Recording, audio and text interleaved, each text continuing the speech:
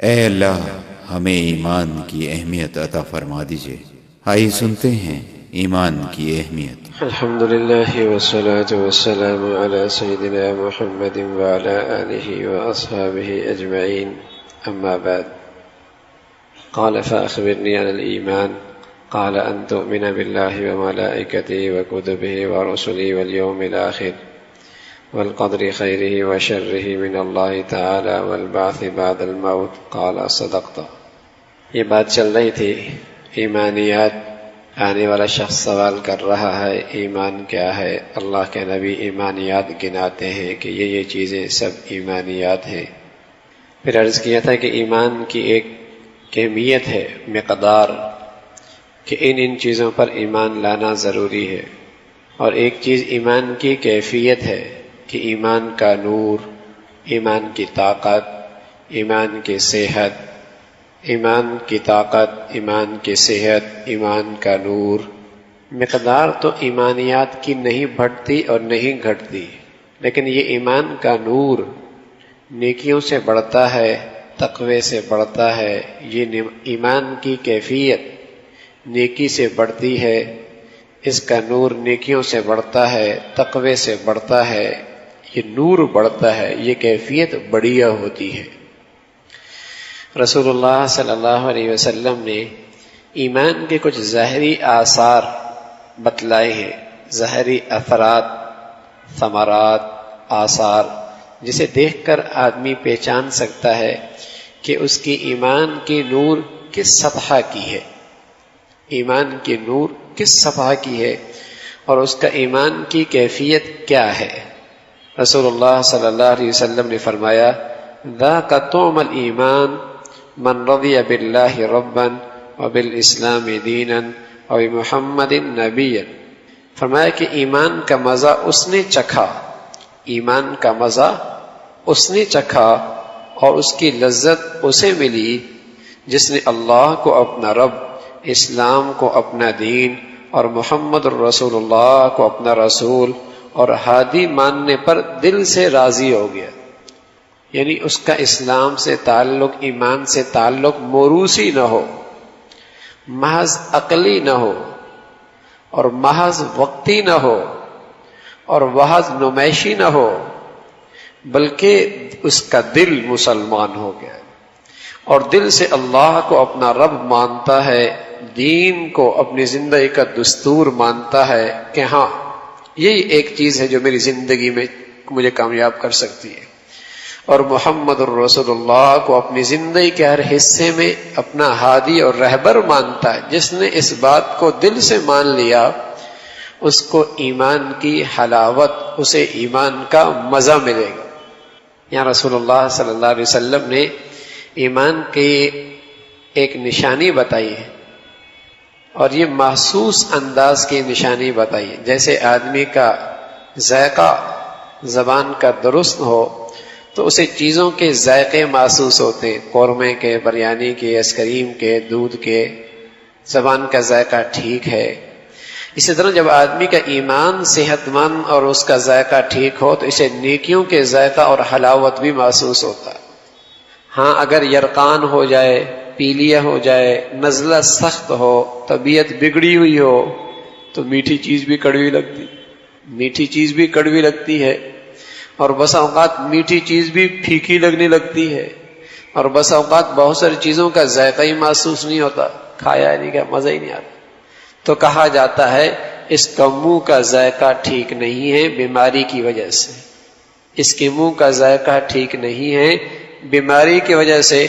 اسی طرح میرا عزیزو، جب ایمان کو بیماری لگ جائے گناہوں کی، اس کا ذائقہ بھی جاتا رہتا ہے، پھر نیکیوں کا ذائقہ اور حلاوت نصیب نہیں ہوتی۔ جب ایمان کو بیماری لگ جائے گناہوں کی، پھر اسے نیکیوں کی حلاوت اور ذائقہ محسوس نہیں ہوتا۔ نماز پڑھی نہ پڑھی، تلاوت کی نہ کی، تو وہ حلاوت نہیں محسوس ہوتی، مزہ محسوس نہیں ہوتا، وہ چھن جاتا ہے۔ بنی اسرائیل کا ایک شخص حضرت موسیٰ علیہ السلام سے کہنے لگا کہ دیکھو نا اللہ کیسا ہے، میں اتنا گناہ بھی کرتا ہوں، اللہ مجھے کچھ نہیں کہتا۔ وہ اپنے لحاظ سے کہہ رہا ہوگا جو گناہ کرتا ہے، تو اللہ نے فوراً موسیٰ علیہ السلام کی طرف وحی بھیجی، کہا اس سے کہو کیا ہم نے تمہیں عبادات کی حلاوت سے محروم نہیں کر دیا؟ یہ کتنا بڑی سزا ہے، عبادات کی حلاوت سے محروم نہیں کر دیا، یہ کتنی بڑی سزا ہے۔ تو جب ایمان کو گناہوں کی بیماری لگتی ہے تو عبادات کی حلاوت چلی جاتی ہے، ہاں، اور اس کا پھر ذائقہ محسوس نہیں ہوتا، بوجھ سمجھ کے کرتا ہے۔ اور ایک جو ذوق اور شوق اور دل کی چاہت ہوتی ہے، دل کی چاہت ہوتی ہے، ذوق ہوتا ہے، وہ نصیب نہیں ہوتا۔ تو رسول اللہ صلی اللہ علیہ وسلم نے فرمایا کہ نیکیوں کا اپنی ایک حلاوت اور ذائقہ ہے، ایمان کا اپنا ایک مزہ ہے جب وہ صحت مند ہو، جب وہ صحت مند ہو۔ دہلی میں حکماء اطباء بڑے مشہور تھے، یہاں تک کہ لقمان حکیم اجمل کے بارے میں مشہور تھا کہ وہ نبض عورتوں کے نہیں دیکھتا تھا، بلکہ باہر عورتیں بیٹھ کر اگر اپنی کلائی پر دھاگا باندھ کے دے دیتی تو دھاگا ہاتھ لگا کر وہ مرض کی تشخیص کر لیا کرتا تھا۔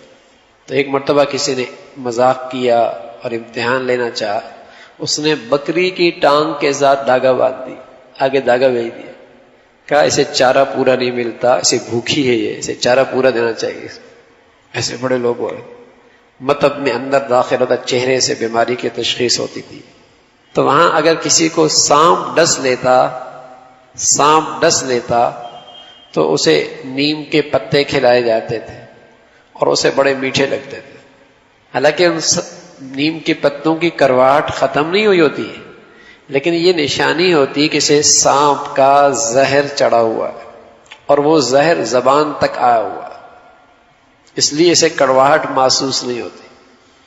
اور جیسے جیسے وہ زہر اترنا شروع ہوتا، ایک وقت آتا کہ نیم کے پتوں کی پوری کڑواہٹ اسے محسوس ہوتی، اب علامت ہوتی کہ زہر اتر گیا۔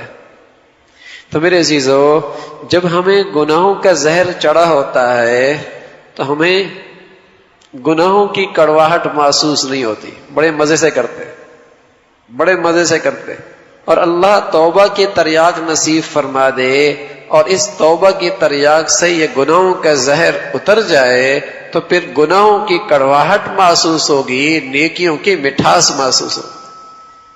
اگر توبہ کے تریاق صحیح استعمال کر لیا جائے تو پھر گناہوں کی کڑواہٹ محسوس ہوگی، جس سے زہر ختم ہوا گناہوں کا، پھر کڑواہٹ محسوس ہوگی، اور پھر نیکیوں کی حلاوت اور مٹھاس محسوس ہوگی، پھر اس میں مزہ آئے گا۔ دیکھو نا، نوجوان ہے، رات بھر گناہوں میں گزار دیتا ہے، ہاں، ایک بیلنس ختم ہوا، دوسرا ڈالا، پھر بیلنس ختم ہوا، پھر ڈالا، پھر بیلنس ختم ہوا، پھر پوری رات گزر گئی، ہاں۔ اور اگر ہمیں کہہ دے کہ اس شخص نے ساری رات تہجد میں، نماز میں گزار دی، یقین نہیں آئے گا، یہ یقین آ جائے گا اس نے ساری رات گناہوں میں گزار دی، یقین آ جائے گا۔ تو ہمیں صحابہ کی زندگی پہ یقین نہیں آتا، انہیں ہماری زندگی پہ یقین نہیں آتا کہ کوئی ایسا مسلمان بھی ہو سکتا ہے کہ رات اس کی گناہوں میں گزر، اتنی کڑوی چیزیں، اتنی بدبور، اتنی گھن والی، اتنی گندی چیز میں اس کی رات گزر گئی۔ جیسے ہمیں ان کی اس پاکیزہ زندگی پہ یقین نہیں آتا، انہیں ہماری گندگی زندگی پہ یقین نہیں آتا۔ فرق یہ ہے کہ ہمارے ذائقے بدل گئے، مزاج بدل گئے، ہمیں گناہوں میں مزہ آنے لگ گیا اور انہیں نیکیوں میں مزہ آیا کرتا تھا۔ انہیں نیکیوں میں، ان کے لیے رات کھڑے ہو کے اللہ کا کلام پوری رات پڑھنا آسان تھا۔ حضرت فاطمہ رضی اللہ تعالیٰ عنہ نماز کی نیت باندھتی ہیں، قرآن تلاوت شروع کرتی ہیں اور صبح کی اذان ہو جاتی ہے، کہتے ہیں اللہ میاں تیری رات اتنی چھوٹی ہے کہ فاطمہ کی 2 رکعتیں ہی پوری نہیں ہوئی۔ انہیں اس میں مزہ آیا کرتا تھا، ہاں۔ تو جب مزاج بگڑتا ہے تو گناہوں میں مزہ آتا ہے، نیکیوں میں مزہ نہیں آتا۔ تو میرے عزیزو، گناہوں کا تریاق صحیح، اگر توبہ کا تریاق صحیح استعمال کر لیا جائے تو یہ گناہوں کا زہر اتر جائے گا، پھر گناہ کی کرواہٹ محسوس ہوگی، اور گناہ کی اپنی کرواہٹ ہے اور اس کا ذکر قرآن نے کیا ہے. وَكَرَّهَ إِلَيْكُمُ الْكُفْرَ وَالْفُسُوقَ وَالْعِصْيَانَ. ان کا ایمان ایسا بڑھیا ہے کہ انہیں گناہوں سے گھن آتی ہے. گھن جیسے آدمی بدبودار چیز کے پاس سے گزرتا ہے تو رکتا نہیں ہے، تیزی سے گزر جاتا ہے اور اپنا ہاتھ اپنے ناک پہ رکھ دیتا ہے. کپڑا ہو تو وہ رکھ کے گزر جاتا ہے. وَكَرَّهَ إِلَيْكُمُ الْكُفْرَ وَالْفُسُوقَ وَالْعِصْيَانَ. ایسا بڑھیا ایمان ہے کہ گناہوں سے گھن آنے لگی ہے. ہاں میرے عزیزو، جب ایمان صحت مند ہوتا ہے پھر گناہوں کی مجلسوں سے اور گناہوں کی جگہوں سے اور گناہوں کی فضاؤں اور ماحول سے آدمی کو گھن آتی ہے. گھن. اور اب تو آدمی گندے ماحول میں رہتا ہے، کہتا ہے یار مجھے تو کچھ ہوتا نہیں ہے، تمہاری نیت ٹھیک نہیں ہے. کیا کہتا ہے؟ مجھے تو کچھ ہوتا نہیں، میں تو باتیں بھی کرتا ہوں، اٹھتا بیٹھتا بھی ہوں، گپ شپ بھی لگاتا ہوں، مجھے تو کچھ نہیں ہوتا، تمہاری نیت ٹھیک نہیں ہے. ہاں میرے عزیزو، اس بیچارے کو اس لیے نہیں ہوتا کہ اس کے اندر سے سب کچھ نکل چکا ہے، سب کچھ نکل چکا. ہاں اسے اتنی گناہوں سے مناسبت ہو گئی، بے حیائی سے اتنی مناسبت ہو گئی، غیر محرموں سے اتنی مناسبت ہو گئی کہ نہ اندر مردانیت کا وہ چیز رہا اور نہ اندر ایمان کی حرارت رہی. کہتا ہے مجھے تو کچھ ہوتا ہی نہیں، میں تو گپ شپ بھی لگاتا ہوں، بیٹھتا بھی ہوں، مذاق بھی کرتا ہوں. تم کہتے ہو یار تمہاری نیت ٹھیک نہیں ہوگی. تو ایسے گناہوں سے مناسبت ہو گئی اور ایسے گناہوں کی گندگیوں سے جیسے کہیں کہ مناسبت پیدا ہو گئی کہ محسوس ہی نہیں ہوتا. ورنہ ایمان کی جب سطح ہوتی ہے تو فرمایا وَكَرَّهَ إِلَيْكُمُ الْكُفْرَ وَالْفُسُوقَ وَالْعِصْيَانَ. گناہوں سے گھن محسوس ہوتی. رسول اللہ صلی اللہ علیہ وسلم نے اس ایمان کے کچھ آثار اور بتائے اور فرمایا ثلاث من كن فيه وجد حلاوة الإيمان أن يكون الله ورسوله أحب إليه مما سواهما وأن يحب المرء لا يحبه إلا لله وأن يكره أن يعود في الكفر كما يكره أن يقذف في النار. فرمایا جس شخص میں تین باتیں پائی جاتی ہیں، جس شخص میں تین باتیں پائی جاتی ہیں اسے ایمان کی حلاوت نصیب ہوتی ہے. پہلی چیز اللہ اور اللہ کے رسول کی محبت اس کو سب سے زیادہ ہو، اللہ اور اللہ کے رسول کی محبت اسے سب سے زیادہ ہو، دل پر اللہ اور اللہ کے رسول کی محبت چھائی ہوئی ہو اور اس محبت کا ایسا غلبہ ہو کہ اسی محبت کی نسبت سے کسی سے محبت کرے، کہ کسی سے بھی محبت کرتا ہے اسی محبت کی وجہ سے جو اس کے دل میں چھائی ہوئی ہے. دوست کا دوست دوست ہوتا ہے، دشمن کا دوست دشمن ہوا کرتا ہے.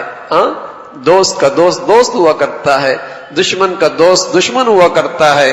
اللہ کے رسول سے سچی محبت ہو جائے، جو ان سے محبت کرے گا یہ صرف انہی سے محبت کرے. اللہ اور اللہ کے رسول کی محبت دل پہ ایسی چھا جائے کہ جس سے بھی محبت ہو اسی کی نسبت سے. اور تیسری چیز فرمائی کہ ایمان کے بعد کفر میں پلٹ جانا ایسی نفرت کی چیز ہو، اس سے ایسی اذیت ہو جیسے آگ میں ڈالے جانے سے اذیت ہوتی ہے. خواب میں آ جائے کہ مجھے آگ میں ڈالا جا رہا ہے تو ایک دم اٹھ جائے گا نہیں جائے گا خوف کھا کر. ایسی اگر کبھی خیال بھی آ جائے کہ میں ان ماحولوں میں جاؤں گا، اس ماحول میں جاؤں گا، کفر کی زندگی اختیار کروں گا، تو ایک دم دل میں اذیت ہو، تکلیف ہو. جیسے آگ کے گڑھے میں جانے والے بچے کو ماں دیکھ کر بے چین ہو جاتی ہے اور آگ کے گڑھے کی طرف جانے والی بیٹی کو ماں دیکھ کر بے چین ہو جاتی ہے، باپ دیکھ کے بے چین ہو جاتا ہے. ایمان کی ایسی عظمت ہو کہ اولاد کو اس کفر کے گڑھے میں جاتے دیکھتے ہوئے بے چین اور تڑپ جائے. اتنی تکلیف ہو، اتنی بے چینی ہو جتنے وہ آگ کی طرف جاتا دیکھ کر اولاد کی بے چینی ہوتی. جیسے ایسے ایمان کی عظمت نصیب ہو جائے، رسول اللہ صلی اللہ علیہ وسلم نے فرمایا اسے بھی ایمان کی حلاوت نصیب ہوگی، اسے بھی ایمان کی مٹھاس محسوس ہوگی. یہ صحت مند ایمان کی علامت ہے. اللہ رب العزت بھائی ہمیں بھی ایسا ایمان نصیب فرما دے. ہاں آسان ہے میرے عزیزو، بہت آسان، بہت اچھا موسم ہے توبہ کا تریاق استعمال کرنے کا، بہت اچھا موسم ہے توبہ کا تریاق استعمال کرنے کا۔ اسے خوب مضبوطی سے استعمال کریں، توبہ کر لیں اللہ سے، پھر دیکھیے سارا زہر اترے گا اور ایمان کا چراغ جلنے لگ جائے گا، ایمان کا چراغ روشن ہو جائے گا۔ ایک زوردار توبہ ہو، اللہ کسی گناہ کو اب نہیں کر، سارے تعلقات تیری خاطر قربان، ساری دوستیاں تیرے خاطر قربان، اب صرف آپ اور آپ کے رسول کی زندگی بس۔ سچی توبہ کا اہتمام ہو میرے عزیزو، زندگی بھر کے گناہوں کی صفائی ہو جائے گی۔ اللہ ہم سب کو بھائی اس کی توفیق نصیب فرما دے۔ آخر دعوانا الحمدللہ رب العالمین۔ اللہم لک الحمد کلو ولک الشکر کلو، اللہم لک الحمد کلو ولک الشکر کلو، اللہم لک الحمد کلو ولک الشکر کلو، اللہم اعنا علی ذکرک وشکرک وحسن عبادتک، اللہم اعنا علی ذکرک وشکرک وحسن عبادتک۔ نستغفر اللہ نستغفر اللہ نستغفر اللہ۔ سبحان ربک رب العزة عما یصفون وسلام علی المرسلین والحمد للہ۔